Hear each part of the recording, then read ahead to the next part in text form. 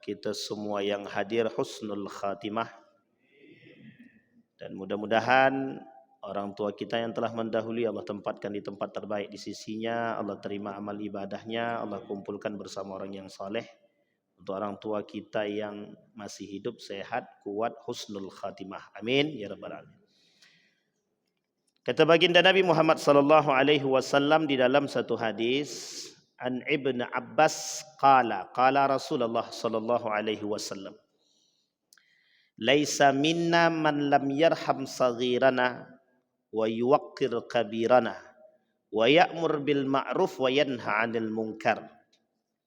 Kata Nabi, bukanlah dari golongan kami orang-orang yang tidak mau menghormati dan menyayangi yang kecil. Wa yuwaqqir kabirana, dan tidak mau menghargai yang besar atau yang dewasa. Dan bukan dari golongan kami orang-orang yang tidak menyeru kepada kebaikan dan melarang atau menahan diri daripada kemungkaran. Hadis ini diperkuat oleh hadis yang lain yang oleh Syekh Al-Malibar menuliskan dalam kitabnya Irsyadul Ibad. Kata Syekh, menukil dari hadis Nabi itu, irhamu man fil ardi yarhamukum man fis sama. Kata Nabi, sayangi yang ada di muka bumi ini, maka yang di langit akan menyayangi kita. Tetapi dalam hadis yang lain, ada satu kekhawatiran Nabi terjadi pada umat. Kata Nabi dalam hadis yang lain, dalam menjadi satu poin kekhawatiran Nabi, kata Nabi, an Ibnu Al-A'war, an Abil A'war an Rasulillah sallallahu alaihi wasallam qala, ma akhafu ala ummati illa thalathan. Aku tidak, kata Nabi, ma akhafu, aku mengkhawatirkan, sungguh aku mengkhawatirkan terhadap umatku 3 perkara. Ada 3 perkara yang dikhawatirkan Nabi terhadap umatnya, baik di akhir zaman ataupun sekarang. Yang pertama kata Nabi, syuhud muta', bakhil, bukhala, pelit. Yang kedua kata Nabi, hawa muttaba', mempertuhankan hawa nafsu. Yang ketiga kata Nabi, imamun dallun, imamun dallun. Ini banyak maknanya imam dallun ini. Imamun dallun, arti di sini kalau secara bahasa artinya imam yang menyesatkan. Kalau dibahasakan lain, pemimpin yang menyesatkan. Kalau dibahasakan lebih rinci lagi, banyak. Ada dai yang menyesatkan. Dan ini hadisnya ada masing-masing. A'immatul mudillin, inna akhwafa ma akhafu ala ummati. Salah satu di antaranya a'immatul mudillin. Munafikun alimul lisan. Dalam riwayat yang lain, hal ta'rifu man yahdumuddin, kata Umar bin Khattab. Tahukah kalian yang menghancurkan agama? Satu di antaranya imamun dal, pemimpin, imam, ra'i, panutan yang menyesatkan. Kalau kita berbicara fenomena pemimpin yang menyesatkan, itu adalah fenomena fakta yang bisa Bapak Ibu temukan. Ada mursyid, pemimpin, atau apalah, ketua kelompok, ketua geng. Misal contoh, ada ketua geng, anggaplah geng motor misalkan. Ketua geng motor nih ngajak minum khamar. Kira-kira menyesatkan nggak tuh? Menyesatkan nggak? Oh, enggak Ustadz, itu garis lurus itu. Nah, itu yang lurus tuh yang jadi bengkok namanya. Kemudian ada, ini lagi viral nih, Ada seorang dai, karena heboh dia di Facebook itu, di media sosial itu. Jadi dai, tapi dia boleh ciuman dicium tangannya sama perempuan. Jadi boleh dia kasih pipinya untuk dicium sama perempuan. Tapi ini dai ya. Memang tidak di Sumatera ini, memang ada di Jawa juga gitu. Tapi ini lagi rame. Mungkin dapat teguran dari Majelis Ulama Indonesia sehingga dia melakukan klarifikasi. Terlepas dari persoalan klarifikasi, ada seorang dai juga di media sosial, dia bilang begini, ketika dia ngerokok, buah kata dia, setiap hisapan rokok mengantarkan ke surga. Kira-kira pakai akal sehat kita nih, rokok tuh hukumnya haram atau makruh itu? Rokok hukumnya haram atau makruh? Mesti ada yang bilang makruh, yang haram. Ada enggak yang bilang halal itu? Enggak ada. Jadi orang senang dibenci sama Tuhan gitu. Jadi dibenci sama Tuhan tuh senang. Kalau Muhammadiyah bilang haram, NU ada dua. Tahun berapa itu NU bilang haram, kemudian udah jadi makruh sekarang. Entah kebalik dalam Bahsul Masail itu. Tapi dalam pandangan ulama yang lain haram itu. Haram. Tapi kata para ulama, ya tidak langsung haram secara mutlak. Kalau ada yang bilang haram, mereka dengan dalil orang yang mengharamkan, kalau dalil haramnya itu sesuatu yang dibenci itu tidak bisa masuk dalam kategori yang disukai.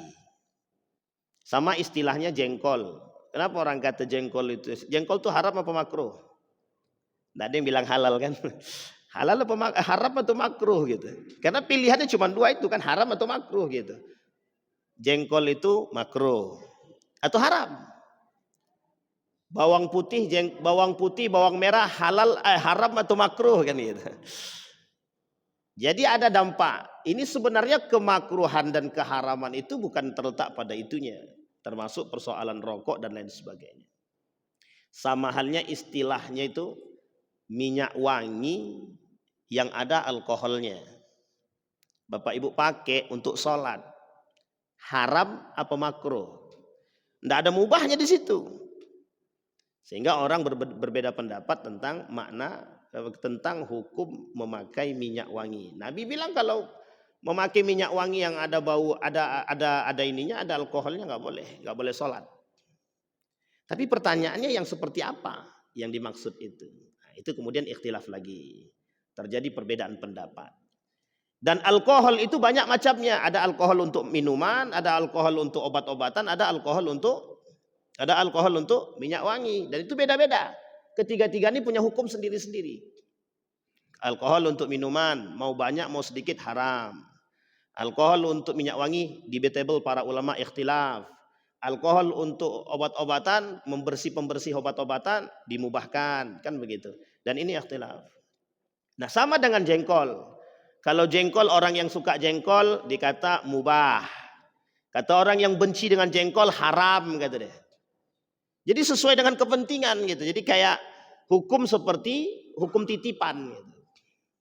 Kembali kepada rokok tadi. Rokok juga begitu. Nah ini sebenarnya fenomena.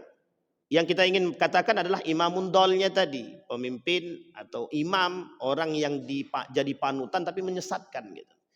Dia kata setiap hisapan itu mengantarkan orang ke dalam surga kalau karena Allah kata dia. Jadi kalau kita berzinah karena Allah masuk surga. Nah, ini poin penting yang harus kita luruskan gitu. Jadi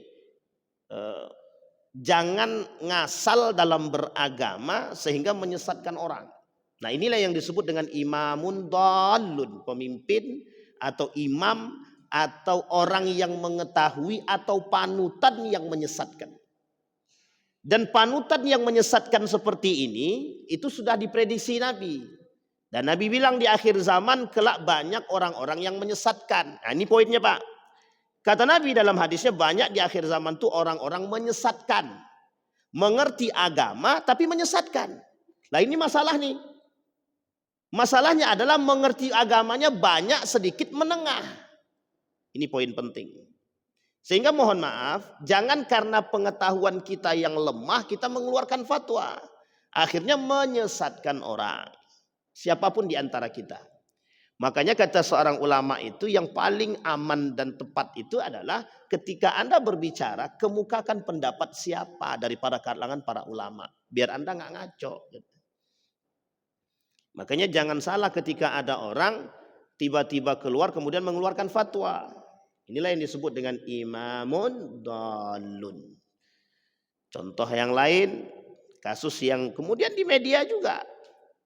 Ada seorang dianggap sebagai pemuka agama, air ludahnya itu berkah. Jadi setiap yang diludahi dapat berkahnya gitu. Jadi kita ini sekarang disesatkan dengan model begini aja ini sudah. Jadi sulit. Tapi mohon maaf ya, pengikutnya banyak gitu. Pengikutnya ini ada. Justru yang garis-garis lurus itu tidak punya pengikut gitu loh. Yang garis-garis bengkok ini karena dia mungkin gini, kalau bahasa Gus Dur itu bukan Gus Dur, apa namanya?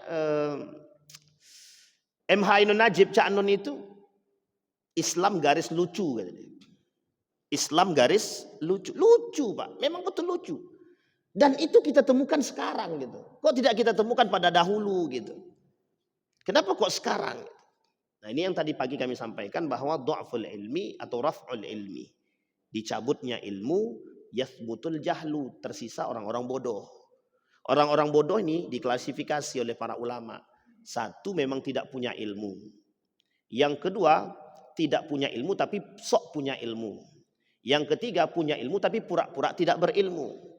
Yang keempat, punya ilmu tapi tidak dipakai ilmunya. Ini kan klasifikasi kayak gini bodoh semua. Yang paling baik itu apa? Berilmu, beriman, mengamalkan. Itu yang paling penting. Nah sekarang kata Nabi di akhir zaman sudah saatnya orang berilmu itu menampakkan diri. Makanya hari ini, mohon maaf, hari ini banyak para alim ulama muncul. Yang betul-betul pakar di bidangnya muncul dia. Dengan media mereka masing-masing. Ada Gus Baha, ada Gus Koyum, ada kiai-kiai yang lain, Kiai Mustafa, dan lain sebagainya. Mereka muncul.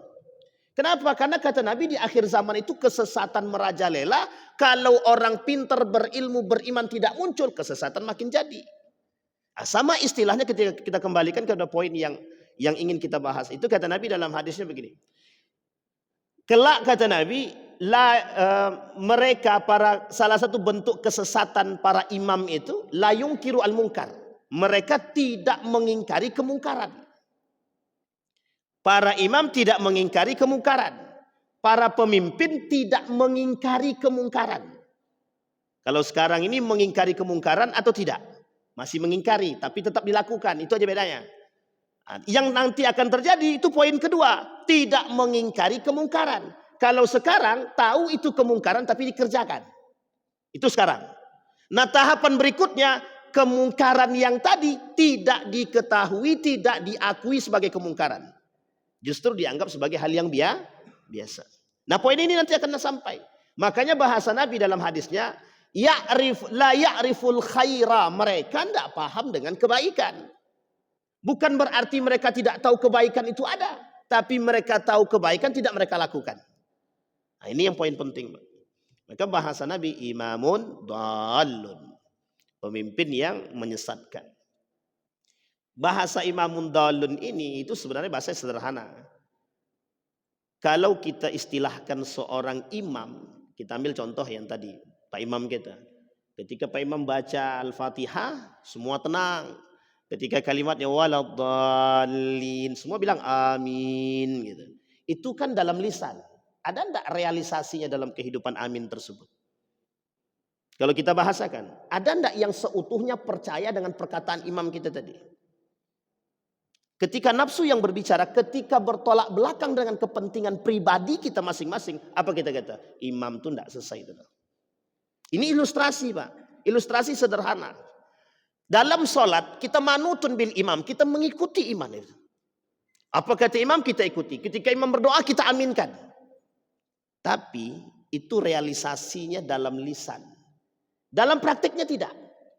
Yang dimaksudkan oleh Nabi itu adalah ketika Anda punya pemimpin, apapun bentuknya, yang sudah Anda sepakati dan setujui bagaimana cara Anda menjadi orang yang patuh kepada imam. Tapi ketika imam salah dalam sholat, misal harusnya rukuk, tiba-tiba imamnya langsung sujud. Apa yang kita lakukan? Kita lakukan apa? Kita mengucapkan subhanallah. Dalam bentuk apa? Protes. Tapi protesnya dengan cara yang baik. Sehingga imam tahu, oh saya salah. Ini sebenarnya sudah ada ilustrasi. Sesuatu yang salah dari seorang pemimpin itu boleh saja kita datang untuk memberikan peringatan gitu. Cuma hari ini yang dikhawatirkan Nabi terjadi. Lisan tak mampu membenarkan yang salah, lisan tak mampu menyalahkan yang salah. Bisa dipahami Bapak Ibu ya. Sehingga mohon maaf, sesat bersama kita. Sesat bersama. Imam tuh salah. Tahu kita salah, tapi kita biarin aja. Imam tuh lebih pintar daripada kita. Padahal kita tahu itu salah. Justru kita bilang imam tuh lebih tahu daripada kita. Padahal kita tahu kesalahan itu. Nah ini yang paling fatal. Makanya fenomena sekarang ini lucu. Benar kata M. Haidun Najib itu, kata Cak Nun itu, Islam garis lucu. Kenapa? Aneh-aneh aja sekarang itu. Aneh-aneh. Uniknya lagi muncul kelompok yang menyerupai Islam. Sholatnya 7 waktu wajibnya. Duha sama tahajudnya masuk jadi wajib. Model sholatnya pakai kerudungnya sama, mukenanya sama. Kitab Injilnya pakai bahasa Arab. Hampir mirip. Syiah menyerupai, sama Islam juga tapi menyesatkan. Khawarij Islam tapi menyesatkan. Murji'ah Islam tapi menyesatkan. Qadariyah, Jabariyah dan lain sebagainya Islam tapi menyesatkan. Ini yang dimaksud oleh Nabi. Imamun dal. Baik Bapak Ibu sekalian berbahagia. Nah ini poin penting bagi kita. Sehingga mohon maaf, ketika kita berbicara pada konteks ini, yang harus kita lakukan hari ini itu berhati-hati dalam beragama dan tidak gulu. Nah, ini poin pentingnya Pak. Kita berhati-hati dalam beragama dan tidak melampaui batas. Jadi kalau kita melampaui batas dalam beragama, berlebihan dalam beragama, dikhawatirkan kita menjadi orang yang menyesatkan orang lain. Makanya Allah bilang dalam Al-Quran itu begini, la taghlu fi dinikum, jangan kalian berlebihan dalam beragama. Beragama tidak boleh. Jadi kalau berlebihan dalam beragama itu tidak dibenarkan. Nah Bapak Ibu sekalian yang berbahagia, itu Nabi bilang. Makanya belajar agama kalau tidak pakai guru menjadi masalah. Belajar agama pakai Google makin masalah. Nah sekarang ada salah satu alternatif yang canggih tapi potensi besar menyesatkannya jauh lebih jauh. Namanya AI. Artificial Intelligence. Nah, ini yang tua-tua perlu tahu. Atu-atu juga harus tahu. Betapa mudahnya AI ini untuk menyesatkan. Nah, referensi anak zaman sekarang ada 2. ChatGPT, satu lagi Artificial Intelligence. Kedua-duanya teknologi. Teknologi. Dan itu sangat mudah menyesatkan. Sangat mudah menyesatkan. Kita ambil contoh. Ketika kita berbicara persoalan Islam, tidak seutuhnya AI itu menampilkan hal yang benar. Tapi dicampur adukkannya sekian banyak itu. Anda tinggal pilih yang mana. Loh ini masalah Pak. Kalau yang kita pilih Syiah makin kacau kita. Tapi kalau kita pilih yang lain. Kalau kita tidak punya. Ini masalahnya. Makanya perkembangan teknologi kalau tidak dibarengi dengan akhlak dan ilmu yang mapan hancur. Makanya kata Gus Baha itu hati-hati dengan ulama Google. Karena ada dai Google. Sebelum datang dia buka Google dulu gitu. Bisa dipahami maksudnya Bapak Ibu ya? Nah, potensi menyesatkan tuh di situ. Kita sebagai masyarakat bagaimana Ustaz? Kita sebagai masyarakat yang pertama yang harus kita kedepankan, yang pertama hati yang bersih. Hati yang bersih. Ini penting bagi jamaah, bagi kita semua, hati yang bersih. Kenapa saya katakan begini? Karena hari ini kita melihat jamaah itu per kelompok. Ini ustadku, yang sono ustad lo. Mohon maaf, jangan dikira orang yang seperti ini, yang suka begini, itu punya potensi masuk surga. Dan punya potensi masuk neraka. Kenapa? Menganggap diri paling benar. Hati-hati, ini timbul perpecahannya di sini nih, di sini. Itu ustadz lo, yang sono ustadz gua. Ketika kedua-duanya datang, berantem. Dan ini terjadi. Ada seorang ulama menyampaikan tentang fikih. Ternyata pandangan ulama tersebut disampaikan dengan cara yang tidak terlalu valid atau tidak terlalu gamblang untuk diterima.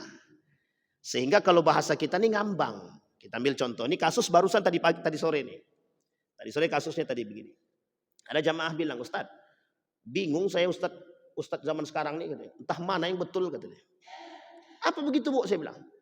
Tadi kata Ustadz itu, yang sholat di depan Ka'bah memandang Ka'bah tak sah sholatnya, katanya. Yang satu lagi bilang, sholat menghadap Ka'bah lebih sunnah daripada menghadap ke lantai, katanya, tempat sujud, katanya. Sekarang ibu ikut yang mana? Saya bilang begitu. Nggak ikut saya dua-duanya Ustadz nih. Nggak ikut apa nggak sholat? Ya itu juga lah Pak Ustadz, kata dia. Gitu. Sampai di sini paham Pak? Bisa dipahami sampai di sini. Itu dampak daripada penyampaian ini yang mohon maaf. Ini berakibat dalun tadi, sesat dan menyesatkan. Padahal persoalan ini itu ikhtilaf. Gara-gara ikhtilaf kita justru memasukkan orang ke dalam neraka.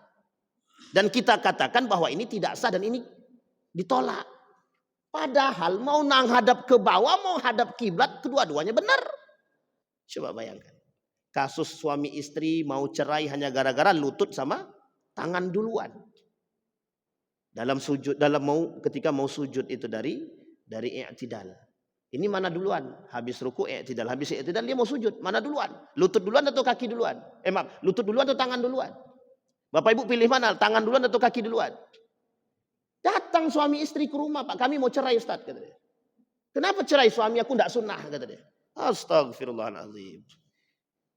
Persoalan apa yang bisa kita menyebabkan kita sebegitu mudahnya terpecah itu? Karena kita belajarnya nggak baik. Yang kedua, hati kita belajar nggak bersih. Kalau Ustadz itu yang datang, hati kita mudah menerima. Tapi karena dalam otak kita, dalam benak kita sudah kita katakan kalau Ustadz itu yang datang tidak baik, aku tidak mau dengar. Akhirnya apa? Ada unsur kebencian dalam hati. Loh, Anda mau belajar agama atau mau membenci? Itu pertanyaan pertama. Yang harus dibenarin itu dulu. Kalau sudah kita benarin hati, siapapun yang datang memberikan kajian, itu akan menjadi poin bagi kita. Jika sejalan dengan apa yang kita pahami dalam konteks kebenaran, dia akan bisa kita ikuti. Tapi kalau tidak sejalan, jangan cepat-cepat menghakimi. Cari dulu kebenarannya dan jangan justifikasi. Apa kata ibu tadi yang bertanya sama saya? Kedua-dua Ustadz itu sesat, Ustadz. Loh, ini ibu loh. Yang belajar agamanya mohon maaf dari kajian. Lah kok bisa menyesatkan kedua-dua Ustadz itu? Nah, poinnya di situ. Akhirnya yang terjadi apa? Kita saling mencemooh, mencaci dan merendahkan antara satu dengan yang lain. Dan ini kejadian Pak. Mohon maaf saya sampaikan di sini. Ada seorang dai menuliskan di Facebooknya, dituliskan di Facebooknya. Apa kata dia dalam Facebooknya? Ini saya sampaikan aja Pak, biar masyarakat juga terbuka. Apa kata dia dalam Facebooknya? Inilah ulama yang kami rekomendasikan untuk siapapun yang mau memanggil ustadz-ustadz dan dai-dai. Tolong yang diundang ulama yang ini saja. Karena ini yang direkomendasikan. Dan sangat pakar di bidangnya. Artinya ulama yang lain tak masuk. Ada sekitar 10 orang itu. Sementara di Pekanbaru ini Pak, dai ini banyak, ulamanya banyak gitu. Dan saya lihat di antara sekian banyak itu Ustadz Mustafa nggak masuk. Dari 10 itu Ustadz Mustafa nggak masuk. Saya bilang ini kebencian atau apa? Sampai di sini bisa dipahami. Hati-hati betul. Nah, coba ini yang tujuannya apa? Provokasi terhadap siapa? Masyarakat. Makanya kita katakan sikap seorang masyarakat dalam menerima itu harus dengan hati yang kedua, seorang pendengar yang baik itu adalah mendengar, bukan berkomentar. Anda boleh berkomentar setelah Anda mengetahui kebenaran. Jangan berkomentar sebelum tahu kebenaran. Nah, penyakitnya negara Republik Indonesia, kalau bahasanya netizen plus 62, itu penyakitnya plus 62, komentar dulu baru cari kebenaran. Kita komentar dulu, baru mencari kebenaran. Sehingga itu yang menjadi tradisi hari ini. Mudah mengkritisi tapi tak mau dikritik. Itulah kita. Nah, itu harus kita akui. Makanya pertanyaannya untuk apa kita belajar? Dan pertanyaannya siapa yang membuat kita seperti ini? Benarkah yang kita buat ini? Itu menjadi poin besar bagi kita. Titik. Kata Imam Al-Ghazali, kata Imam Asy-Syafi'i, ilmu itu tidak diberikan kepada pelaku maksiat. Ilmu itu tidak akan pernah bisa masuk ke dalam hatinya seorang yang punya penyakit hati. Terkhusus dengki. Tidak akan masuk. Na'udzubillah, thumma na'udzubillah. Baik Bapak Ibu sekalian yang berbahagia. Nah, itu yang pertama. Nah, yang kedua kata Nabi, kita mengkaji hadis tadi, kata Nabi yang kedua, suhud muta'. Ada orang-orang yang pelit bakhil. Kita tak bahas ini. Yang kita bahas poin yang kedua, ada namanya wahawa muttaba. Kata Nabi, yang aku khawatirkan dari umat manusia kelak di akhir zaman itu, tidak hanya di akhir zaman, setelah kehidupanku kata Nabi, setelah diriku kata Nabi, yang aku khawatirkan adalah hawa muttaba. Manusia yang mempertuhankan hawa nafsu. Bapak Ibu, dalam poin ini berkali-kali kami sampaikan, hawa muttaba adalah menjadi penyebab, satu-satunya penyebab dasar yang membuat halal menjadi haram, haram menjadi halal. Yang membuat salah menjadi benar, benar menjadi salah.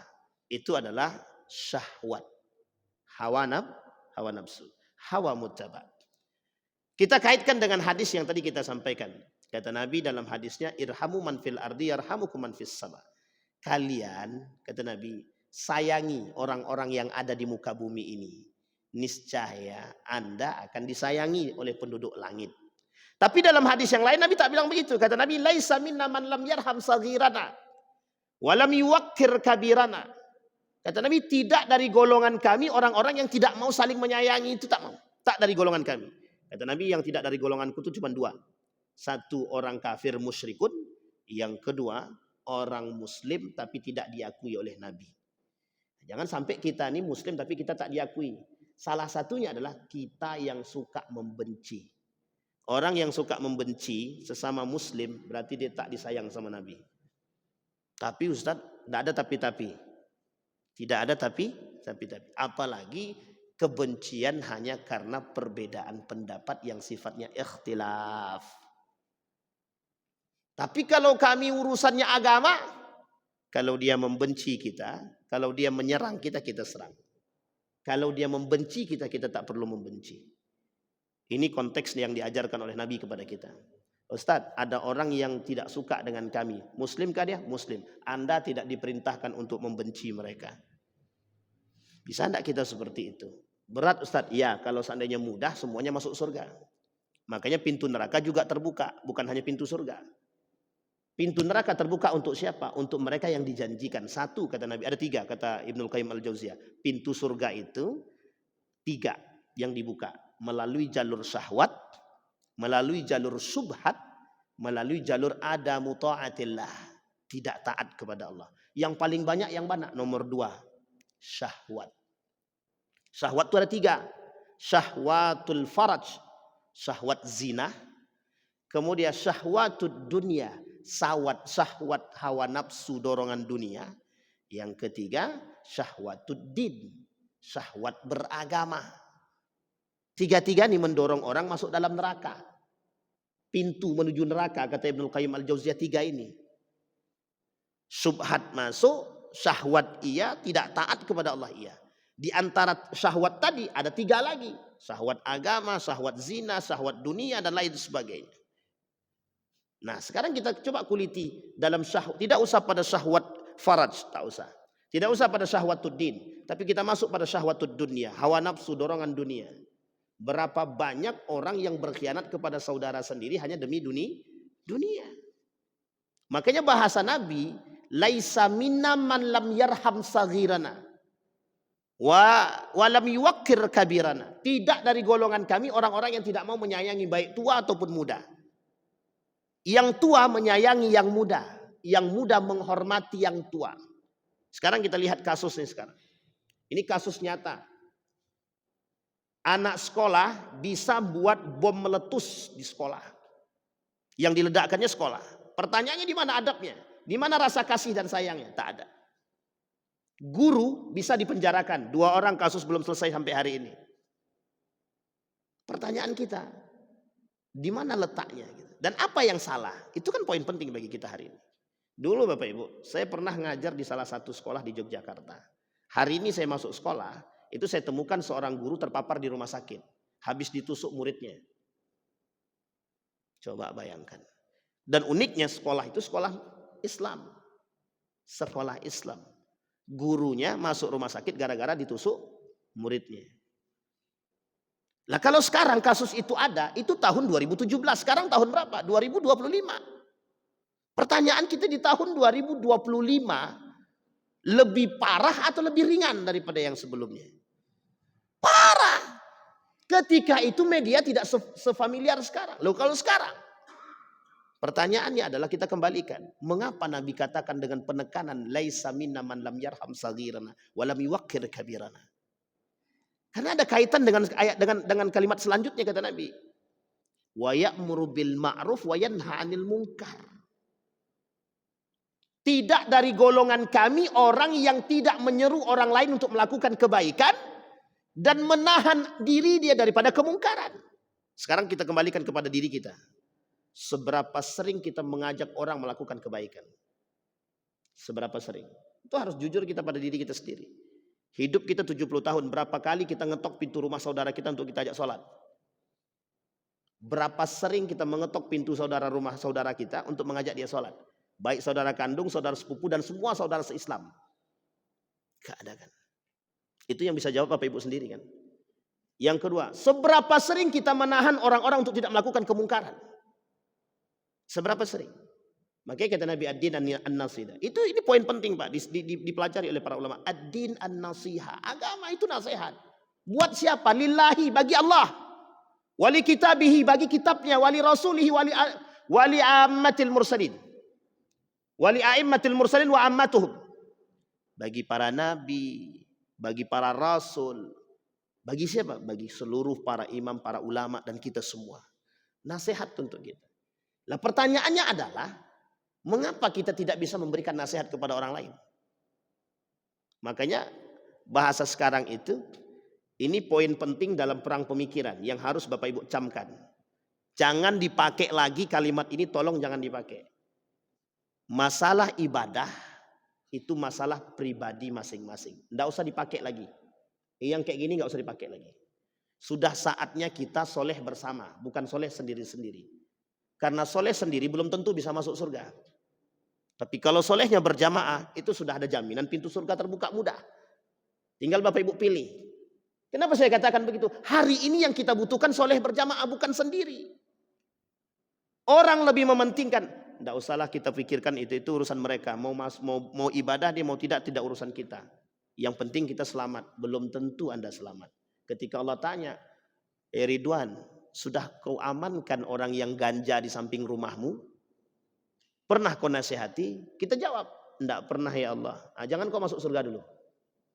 Jangan masuk surga dulu. Sampai orang tadi dieksekusi dulu. Ditanya sama Allah sama orang yang ganja tadi, yang narkoba tadi. Pernah enggak Ridwan yang tinggal di samping rumah itu mengingatkan kamu? Dijawab, enggak pernah. Buat apa dia belajar agama? Enggak jadi masuk surga Pak. Enggak jadi masuk surga. Bisa dipahami Bapak Ibu ya? Dan apakah itu berlaku buat diri saya? Tidak semuanya. Makanya bahasa para ulama itu benar. Dakwah itu bukan ustadz. Ngajak orang sholat bukan urusan ustadz sendiri. Itu kan urusan ustadz yang mendakwahi orang-orang yang main batu domino di depan masjid, depan di mana-mana itu warung kopi. Itu urusan ujian ustadz itu. Ya Rab, kalau itu pula pekerjaan kami sendiri pula lagi. Habis itu dipukul orang, kami Bapak Ibu ketawa aja. Itulah. Dibilang jangan ngurusin orang, diurus juga, akhirnya kan kena pukul juga kan gitu. Bukannya membantu malah justru dicemooh. Sekarang pertanyaannya berapa banyak jumlah kita? Anggap kita yang hadir 30 orang.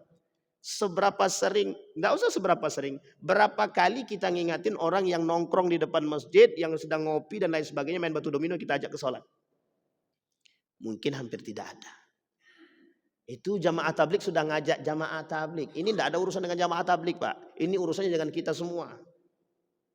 Tidak usah kan mereka, Pak Ustadz, anak saya tak sanggup saya bawa, apalagi orang lain gitu deh. Itu masalah kita sekarang. Makanya kata Nabi, laisa minna man lam yarham saghirana wa lam yuwaqqir kabirana wa ya'muru bil ma'ruf wa yanha 'anil munkar. Kita tidak mengajak orang kepada kemakrufan. Itu kata Nabi bukan dari golonganku kata dia. Ada muslim acuh terhadap sesama muslim, dia bukan dari golongan baginda Nabi Muhammad SAW. Ada muslim yang tidak perhatian terhadap muslim yang lain, bukan dari golonganku, kata Nabi. Itu maknanya sesungguhnya. Makanya beratnya di situ bagi seorang muslim. Karena kalau seandainya kita tidak mengingatkan mereka, inilah kata siapa? Kata Kunto Wijoyo itu, sudah tidak saatnya umat muslim itu solehnya sendiri. Maka saatnya hari ini kita soleh berjamaah. Kalau kita bersama-sama kuat kita. Dan harus Bapak Ibu pahami, jangan kita cuma pahamnya pokoknya sholat berjamaah itu penting. Tidak.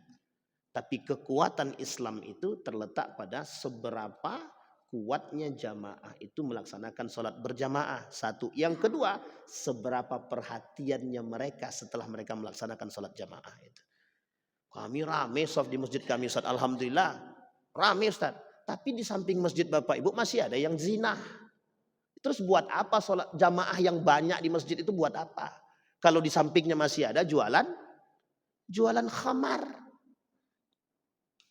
Ini saya kasih tahu sama Bapak Ibu. Di Jalan Kuantan itu kan masih ada jualan miras itu. Berani enggak kita ke sana rame-rame ke sana? Enggak ada yang berani jawab kan? Saya sampaikan sama Pak Wawako. Saya bilang sama Pak Wawako, mengapa itu tidak digusur?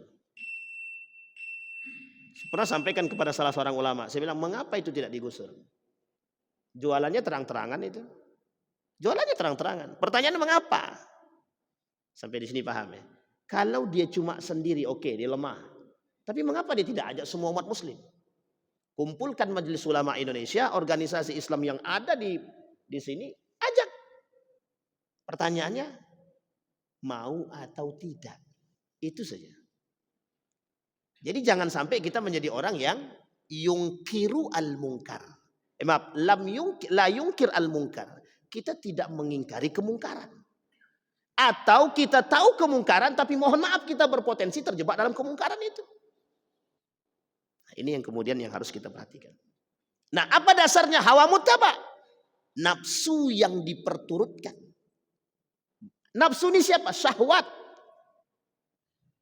Sekarang saya tanya Bapak Ibu. Ada seorang pemimpin naik dengan duit panas, dibiayai oleh seorang pelaku atau mungkin kita anggap bos narkoba lah. Gitu. Bos narkoba ini membiayai seorang pemimpin untuk jadi pemimpin. Sekarang saya tanya, naik pemimpin itu, kira-kira pemimpin ini bisa tidak menangkap bos narkoba nih? Pertanyaan kita lagi, mengapa dia mau pinjam uang dari atau mau dibiayai oleh bos ini? Ini kita kasih contoh logika berpikir. Di mana letak potensi besar yang rusak daripada syahwat yang diperturutkan itu. Itu dia, Pak. Lisan kita tak sanggup. Itu terlalu tinggi, Ustaz. Betul, terlalu tinggi. Seorang alim yang selalu diberikan oleh seorang ulama yang selalu memberi kepada seorang alim dan menerima, sulit bagi lisan seorang alim untuk mengharamkan yang haram daripada umara tersebut. Itu alim. Bisa dipahami ya Pak ya? Ini ilustrasi. Nah sekarang kalau kita, Pak Imam gerak sendiri, Bang Iwan gerak sendiri, Pak Imam kita gerak sendiri, tidak akan ada kekuatan kita. Jadi kalau kita berbincang persoalan hawa muttaba, menyelesaikan persoalan syahwat itu bisa diselesaikan dengan cara berjamaah. Bisa. Makanya penting sekali sholat berjamaah. Sampai Imam Syafi'i bilang, kalau ada laki-laki yang tidak sholat berjamaah, maka laki-laki itu berpotensi terjebak dalam neraka. Coba bayangkan. Meskipun tidak disepakati oleh semua para ulama, mazhab yang lain. Tapi mengapa potensi sholat berjamaah itu dinilai begitu besar?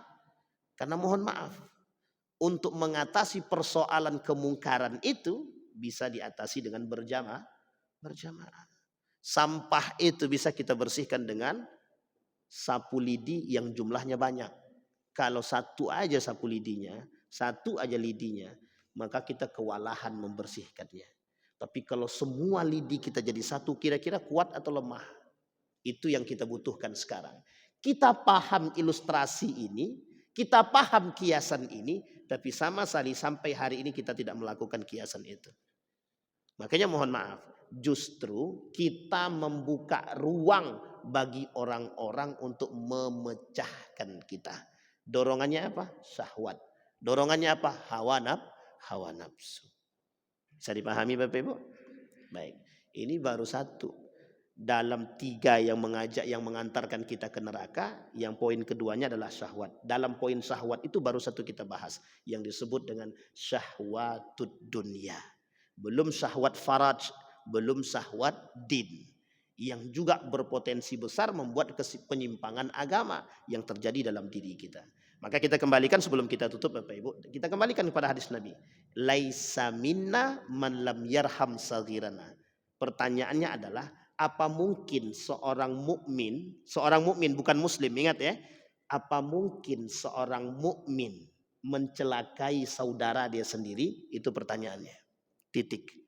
Tidak ada seorang mukmin yang mau melihat saudaranya masuk dalam neraka. Saya ambil ilustrasi contoh. Saya pribadi tidak senang melihat Bang Ardi ini ada di neraka. Tapi kalau dia senang melihat saya di neraka, berarti dia tidak beriman. Kalau ada satu di antara kita semua ini senang melihat saudaranya berada dalam neraka, berarti dia bukan beriman. Tidak beriman. Karena seorang yang beriman tidak akan pernah mau memasukkan saudaranya ke dalam. Sekarang pertanyaannya, bagaimana dengan seorang anak yang menjebloskan mamanya ke dalam penjara? Tanda tanya bagi kita. Bisa dipahami Bapak Ibu ya? Irhamu man fil ardi yarhamukum man fis sama.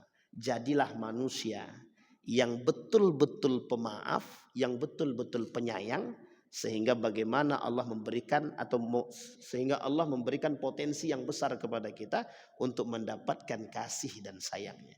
Orang baik tidak mungkin disakiti. Kalau ada orang baik disakiti, berarti orang yang menyakiti itu tidak tahu balas budi. Tapi itu terjadi Ustaz, ya itu tadi, karena tidak punya iman. Yang kedua, dorongan hawa nafsunya lebih tinggi daripada apa yang ada dalam hati dia. Mudah-mudahan bermanfaat, mudah-mudahan dari apa yang kita sampaikan ini bukan berbentuk oh silakan Pak. Silakan. Terakhir.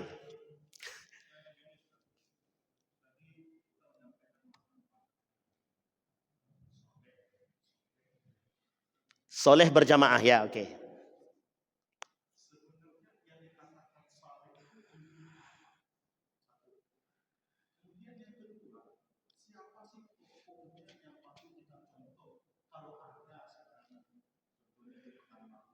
Mantap.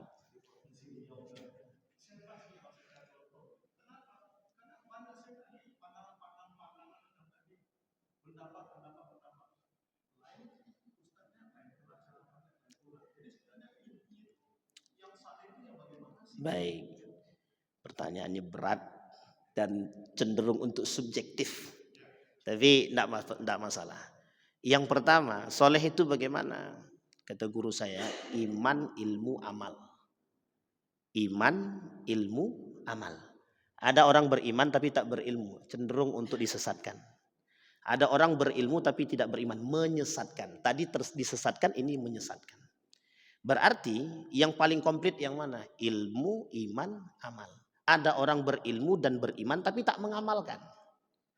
Nah, kaitannya 3 ini. Ilmu, iman, amal harus ada dalam diri kita. Ini yang disebut dengan soleh. Mohon maaf Bapak Ibu. Ada enggak Bapak Ibu temukan ada orang berilmu tapi tak berakhlak? Ada ya? Ada enggak orang beriman tapi tak berilmu? Ada. Sekarang kita cari tahu. Ada enggak orang yang 3-tiganya ada? Berilmu dia, beriman dia, mengamalkan dia. Baik, kita kerucutin lagi. Sekarang pertanyaannya, standarnya sudah kelihatan ya Pak ya? Ilmu, iman, amal. Sekarang kita lihat dalam Al-Quran. Orang yang soleh itu yang bagaimana? Orang yang soleh itu standarnya bagaimana? 1. Orang yang lisannya terjaga, adab. Ini kita ambil yang paling simpel saja. Orang yang lisannya terjaga. Kalau lisannya terjaga, berarti perbuatan yang lain terjaga. Pertanyaannya adalah bagaimana cara dia menjaga? Apa yang dia lakukan agar bisa menjaga lisannya? Iman. Sebagai bentuk kontrol. Pertanyaannya, dari mana dia bisa menumbuhkan iman dia? Bisa mengontrol syahwat dia, yang mengontrol lisannya? Ilmu. Pertanyaannya, ketika dia tidak menjalankan, Pertanyaan, ketika lisannya tidak mencemooh, tidak mencaci, tidak memaki, tidak menjelekkan yang lain. Pertanyaannya adalah, apakah dia sudah mengamalkan iman dia, ilmu dia? Sudah. Sekarang pertanyaannya muncul. Siapa tokoh yang tidak mencaci? Siapa tokoh yang tidak memaki? Siapa tokoh yang tidak mau menyakiti sesama? Kalau kita bicara seperti ini konteks yang umum, mayoritas misalkan. Kita ambil contoh sederhana saja. Ini mau tidak mau kita akui aja. Misal, sekarang ini yang hidup adalah ada namanya Ki Haji Bahauddin. Ada namanya Gus Baha. Bapak Ibu boleh lihat, kita bukan dalam tolak ukur sederhana ya. Ini jangan karena dia sederhana sekali Ustadz, itu seolah orangnya belum tentu. Tapi kalau sudah ilmu iman dan amalnya berbuat, itu jelas Pak, standar solehnya di situ. Ada nih, mohon maaf Pak, saya sampaikan aja. Ada orang berilmu, beragama, tapi tetangganya sakit, dia tak mau tahu. Nggak bisa Pak, itu nggak iman itu, nggak iman. Makanya berat menjadi orang berat sangat, kalau mudah itu pintu surganya banyak gitu. Baik, sekarang kita contoh itu. Ada namanya Gus Baha. Gus Baha ini, kalau kita kaji keilmuannya, insya Allah luar biasa Pak. Luar biasa. Kita ambil contoh nih, yang kedua, kalau kita belajar keimanan, mohon maaf Pak, mohon maaf. Orang akan bilang dia sombong kalau dalam berbicara. Tapi perhatikan baik-baik. Apa yang dia maksud daripada ayat Al-Quran yang dia sampaikan. Sejalan apa tidak dengan sikapnya? Sejalan Pak. Yang ketiga, adakah dia tipe orang yang cinta terhadap dunia? Tidak ada Pak. Ustadz, apakah semua ulama yang cinta terhadap dunia itu adalah ulama su'? Belum tentu juga. Nah, sekarang kita kembalikan ke Pekanbaru Pak Ustadz. Nah, ini kan subjektif lagi kalau kita begini. Bapak Ibu, kita tidak dalam rangka menjustifikasi dan mengkerdilkan siapapun, tidak. Tolak ukurnya adalah ilmu, iman, amal. Selesai. Kalau mereka menggunakan ilmu dan iman mereka untuk berbuat, mustahil bagi mereka mencaci maki sesama. Itu mustahil. Mustahil. Yang kedua yang perlu Bapak Ibu pahami. Ulama kalau dia saling mencaci antara satu dengan yang lain. Ini ulama konteksnya Pak ya. Dan dia tidak sebarkan di hadapan umum. Berarti tandanya ini urusan mereka. Pertanyaannya, Imam Al-Ghazali dengan Ibn Rusdi pernah bertikai? Pernah Pak. Tapi hanya urusan mereka. Dan tidak ada kebencian antara satu dengan yang lain. Tapi kalau dalam pemikiran boleh saja. Nah yang menjadi masalah sekarang ini siapa? Bukan ulamanya. Yang menjadi masalah adalah yang mendengarkan ulamanya. Yang justru terpancing emosinya siapa? Kita. Mereka di atas tertawa, awak berkelahi. Makanya mohon maaf, ketika Din Samsudin dan Hasim Muzadi sama-sama tokoh NU dan Muhammadiyah duduk bareng minum kopi. Lah yang di bawahnya berantem, berkelahi. Nah dia dua aja duduk minum kopi bareng. Artinya adalah kita jangan terlalu masuk dalam ranah yang bukan ranah kita. Karena kita tidak bisa mengkerdilkan seseorang dan kita tidak bisa meninggikan seseorang. Nah, ini poin penting bagi kita. Kita ambil contoh. Ini saya tanya sama Bapak Ibu. Ini yang selalu saya sampaikan. Ada salah seorang ulama kita yang terkenal. Dan sangat dikenal Pak. Secara keilmuan. Baik di sini maupun di Saudi Arabia. Dr. Mawardi Muhammad Saleh. Sekarang saya tanya Bapak Ibu. Kita jawab dengan jujur. Ada enggak kekurangan Dr. Mawardi Muhammad Saleh? Ada enggak kekurangannya? Ada. Dia manusia. Tapi ada enggak kelebihannya? Mesti Pak. Sampai di sini Pak. Jadi kita memandang para ulama itu, makanya kenapa bahasanya Nabi begini. Darahnya ulama itu beracun. Maaf, dagingnya ulama itu beracun. Jadi siapapun yang mencaci maki ulama dan dia bukan pada derajat ulama, maka sesungguhnya dia sedang memakan daging saudara dia sendiri dan sedang memakan racun. Bisa dipahami Pak ya? Baik. Artinya tolak ukur kesolehan itu ilmu, iman, amal. Siapapun yang kita lihat dari poin 3 ini ada dalam diri mereka, patut kita jadikan panutan.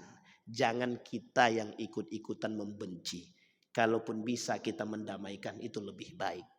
Maka Bapak Ibu, mudah-mudahan dari poin ini kita bisa saling mendamaikan antara satu dengan yang lain, dan kita tidak usah terlalu terjerumus jauh dalam persoalan yang memang bukan ranahnya kita. Insya Allah Allah tunjukkan jalan terbaik bagi kita semua. Fa'tabiru ya ulil absar la'allakum tuflihun. Assalamualaikum warahmatullahi wabarakatuh.